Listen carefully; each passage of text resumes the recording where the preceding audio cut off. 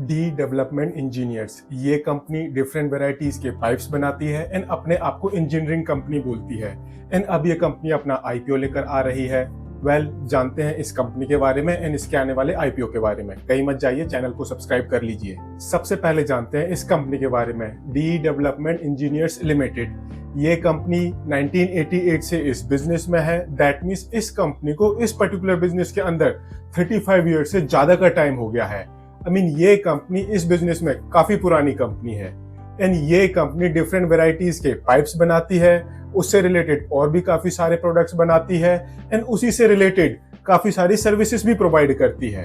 And जो ये इस कंपनी के प्रोडक्ट्स होते हैं ये oil and gas, power, chemical and इस तरह की काफी सारी इंडस्ट्रीज में यूज होते हैं। एंड ये कंपनी अपने आप को इंजीनियरिंग कंपनी बोलती है बिकॉज जो इस कंपनी के प्रोडक्ट्स होते हैं वो काफी इंजीनियर्ड प्रोडक्ट्स होते हैं, काफी क्रिटिकल जगह उनका यूज होता है एंड उसी से रिलेटेड ये कंपनी सर्विसेज भी प्रोवाइड करती है। दैट्स वाई ये कंपनी अपने आप को इंजीनियरिंग कंपनी बोलती है। एंड इस कंपनी के जो ये प्रोडक्ट्स हैं इनको ये कंपनी अपनी 7 डिफरेंट मैन्युफैक्चरिंग फैसिलिटीज में बनाती है। 6 मैन्युफैक्चरिंग फैसिलिटीज वो इंडिया में है, 1 मैन्युफैक्चरिंग फैसिलिटी इस कंपनी की आउटसाइड इंडिया है। अब जो इस तरह की कंपनियां होती हैं बेसिकली उनके जो क्लाइंट्स होते हैं वो भी दूसरी कंपनियां ही होती हैं एंड इस तरह के बिजनेस मॉडल को हम बोलते हैं B2B, बिजनेस टू बिजनेस। इस तरह के बिजनेस को जो कंज्यूमर्स होते हैं वो दूसरे बिजनेसेस ही होते हैं। एंड जब कोई कंपनी इस तरह के एनवायरनमेंट में ऑपरेट करती है एंड अगर उस कंपनी के प्रोडक्ट मोनोपोली नहीं है तो उस कंपनी के जो मार्जिन होते हैं वो बहुत ही कम होते हैं। एंड यही रीजन है दैट जो इस कंपनी के प्रॉफिट मार्जिन हैं वो अप्रोक्सीमेटली 2% के आसपास। एंड ये कंपनी रिलायंस, मित्सुबिशी, मान एनर्जी जैसी कंपनीज को अपने प्रोडक्ट सप्लाई करती है। एंड जो इस तरह की कंपनियां होती हैं जो उनका बिजनेस मॉडल होता है उसकी एक खास बात होती है दैट उनके काफी गिने चुने क्लाइंट्स होते हैं बट उन क्लाइंट्स के साथ उन कंपनी से काफी लॉन्ग टर्म एसोसिएशन होता है।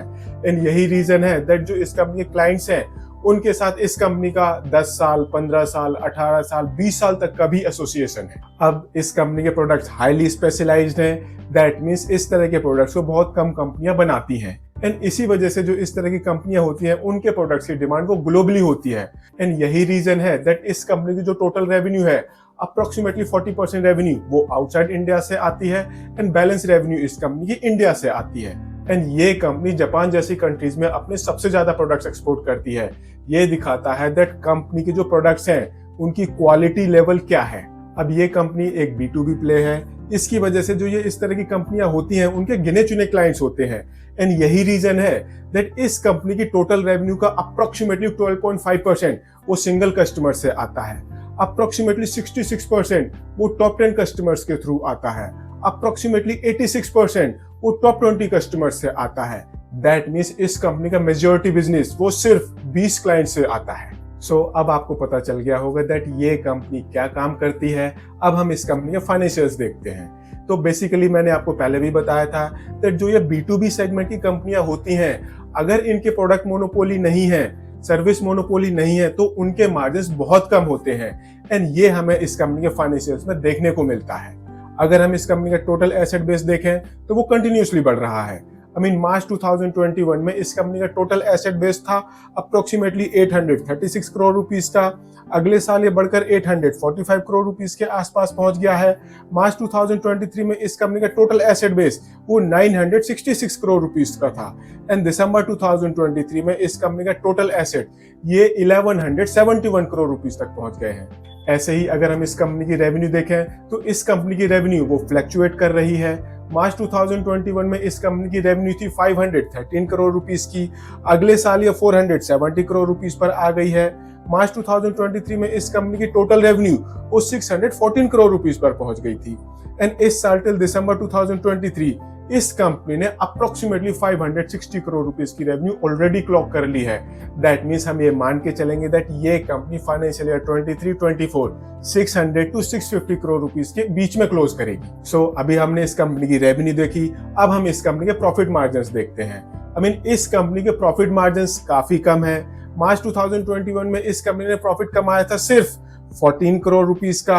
अगले साल इस कंपनी का प्रॉफिट वो कम होकर 8 करोड़ रुपीस पर आ गया, सिंगल डिजिट में आ गया था। मार्च 2023 में ये बढ़कर अप्रोक्सीमेटली 13 करोड़ रुपीस के आसपास पहुंच गया था। एंड इस साल टिल दिसंबर 2023 इस कंपनी ने 14 करोड़ रुपीस से ज्यादा का प्रॉफिट ऑलरेडी कमा लिया है। दैट मीन्स अगर हम इस कंपनी की रेवेन्यू को इस कंपनी की प्रॉफिटेबिलिटी के साथ कंपेयर करें तो इस कंपनी का नेट प्रॉफिट मार्जिन वो अप्रोक्सीमेटली 2% के आसपास है। ये किसी भी कंपनी के लिए काफी कंसर्निंग माना जाता है, स्पेशली अगर उस कंपनी के ऊपर डेट लेवल थोड़ा सा ज्यादा हो। एंड इस कंपनी के बुक्स में डेट वो 400 करोड़ रुपीस से ज्यादा है। नाउ अब आप इस कंपनी की रेवेन्यू देखो, प्रॉफिटेबिलिटी देखो एंड डेट लेवल देखो, आपको एक कंसर्निंग पिक्चर नजर आएगी। ये कंसर्निंग पिक्चर और बढ़ जाएगी अगर आप इस कंपनी के फाइनेंशियल एक्सपेंसेस देखोगे तो। मार्च 2021 में इस कंपनी की टोटल फाइनेंस कॉस्ट थी अप्रोक्सीमेटली 27 करोड़ रुपीस के आसपास। अगले साल ये घटकर 25 करोड़ रुपीस पर आ गई है। मार्च 2023 में इस कंपनी की टोटल फाइनेंस कॉस्ट वो 30 करोड़ रुपीस को टच करने वाली थी। एंड इस साल टिल दिसंबर 2023 इस कंपनी की टोटल फाइनेंस कॉस्ट वो 27 करोड़ रुपीस को क्रॉस कर गई है। दैट मीन्स हम मान के चलेंगे इस साल जो इस कंपनी की टोटल फाइनेंस कॉस्ट है वो 30 करोड़ से 35 करोड़ रुपीस के बीच में रहने वाली है। नाउ इस साल टिल दिसंबर 2023 इस कंपनी का प्रॉफिट कितना है? 14 करोड़ रुपीस का। इस कंपनी की फाइनेंस कॉस्ट कितनी है? Approximately 30 crore rupees. ये प्रॉफिटेबिलिटी के कंपैरिजन में बहुत ज्यादा है। एंड जो ये फाइनेंशियल पोजीशन है ये किसी भी कंपनी के लिए काफी अलार्मिंग फाइनेंशियल पोजीशन मानी जाती है।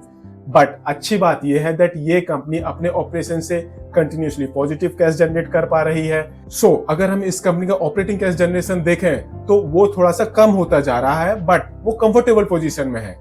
मार्च 2021 में इस कंपनी ने टोटल कैश जनरेट किया था अपने ऑपरेशन से अप्रोक्सीमेटली 95 करोड़ रुपीस का। अगले साल ये घटकर 67 करोड़ रुपीस पर आ गया है। मार्च 2023 में इस कंपनी का कैश जनरेशन ये 13 करोड़ रुपीस के आसपास रह गया था। एंड इस साल टिल दिसंबर 2023 इस कंपनी ने अपने ऑपरेशन में अप्रोक्सीमेटली 70 करोड़ रुपीस का कैश जनरेट कर लिया है। ये इस कंपनी की डेट को देखकर, फाइनेंस कॉस्ट को देखकर काफी अच्छी पिक्चर मानी जाएगी। बट इस कंपनी की जो ओवरऑल फाइनेंशियल पोजीशन है वो थोड़ी सी कंसर्निंग है। एंड जब भी किसी कंपनी की इस तरह की फाइनेंशियल पोजीशन होती है एंड जब भी उस कंपनी की बोर्ड मीटिंग हो रही होती है तो ये टॉपिक तो हमेशा ही उठता है दैट यार डेट लेवल बहुत ज्यादा है, इसको कम करो। बिकॉज अगर हमारी सेल्स में थोड़ा सा हिट आया, थोड़ी सी इंटरेस्ट कॉस्ट बढ़ी तो जो हमारा प्रॉफिट है वो लॉस में कन्वर्ट हो जाएगा। तो एक काम करो, डेट लेवल को कम करो, अपनी फाइनेंस कॉस्ट को कम करो। इसी वजह से हमारी प्रॉफिटेबिलिटी बढ़ेगी एंड अर्निंग पर शेयर बढ़ेगी।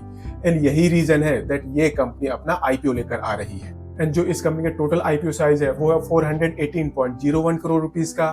इसमें से 325 करोड़ रुपीस का फ्रेश इशू है, बाकी ऑफर फॉर सेल है। 19 जून को कंपनी का आईपीओ ओपन होगा, 21 जून को आईपीओ क्लोज हो जाएगा, 25 जून को इस कंपनी के शेयर्स की अलॉटमेंट हो जाएगी एंड 26 जून को इस company both BSE and NSE में लिस्टिंग हो जाएगी। 193 से 203 रुपीस का प्राइस बैंड है, 73 शेयर का लॉट साइज है। तो इस हिसाब से जो आपकी मिनिमम इन्वेस्टमेंट होगी वो होगी 14,819 रुपीस की। एंड जो इस आईपीओ के थ्रू 325 करोड़ रुपीस इस कंपनी के पास आएंगे, उन पैसों का ये कंपनी यूज करेगी अपनी वर्किंग कैपिटल को मैनेज करने के लिए। कुछ पैसे यूज होंगे अपने डेट को कम करने के लिए एंड कुछ पैसे यूज होंगे जनरल कॉर्पोरेट पर्पसेस के लिए। दैट मीन्स इस आईपीओ के बाद इस कंपनी की प्रॉफिटेबिलिटी बढ़ने वाली है, अर्निंग पर शेयर बढ़ने वाली है एंड ऑब्वियसली अगर ऐसा होगा तो शेयर होल्डर वेल्थ तो बढ़ेगी ही बढ़ेगी। सो हमने इस कंपनी के बारे में जाना, कंपनी के फाइनेंशियल्स देखे, कंपनी का आईपीओ स्ट्रक्चर देखा। अब देखते हैं दैट ये कंपनी अपने कंपटीशन में किस तरह से परफॉर्म करती है। तो मैंने आपको पहले ही बताया था दैट इस कंपनी की जो प्रोडक्ट्स हैं वो काफी यूनिक हैं एंड यूनिक प्रोडक्ट बनाने वाली कंपनियां थोड़ी सी कम ही होती हैं। तो मार्केट में ये कंपनी कम्पीट करती है काफी सारी कंपनीज के साथ, बट इस कंपनी का स्टॉक एक्सचेंज में सिर्फ एक ही लिस्टेड कॉम्पिटिटर लिस्टेड है एंड उस कंपनी का नाम है आइजैक हेवी इंजीनियरिंग लिमिटेड। ये कंपनी इस कंपनी के कंपैरिजन में काफी बड़ी कंपनी है, बट अगर हम सेल्स ग्रोथ देखें तो इस कंपनी की सेल्स ग्रोथ अपने कंपटीशन में काफी अच्छी है, इनफैक्ट बहुत बढ़िया है। ऐसे ही इस कंपनी के एबिटा मार्जिन्स भी अपने कंपटीशन में बहुत बढ़िया है, बट इस कंपनी की जो पैट मार्जिन्स है, नेट प्रॉफिट मार्जिन्स है, वो थोड़े से कम है as compare to competition. Still ये कंपनी अपना आईपीओ काफी एक्सपेंसिव वैल्यूएशन पर लेकर आ रही है। जिस वैल्यूएशन पर इस कंपनी के कॉम्पिटिटर मार्केट में ट्रेड कर रहा है, ये कंपनी अप्रोक्सीमेटली डबल वैल्यूएशन पर अपना आईपीओ लेकर आ रही है। तो फिर क्या आपको इस कंपनी के आईपीओ को सब्सक्राइब करना चाहिए या नहीं? तो ये आपका अपना डिसीजन है, सोच समझ कर लें।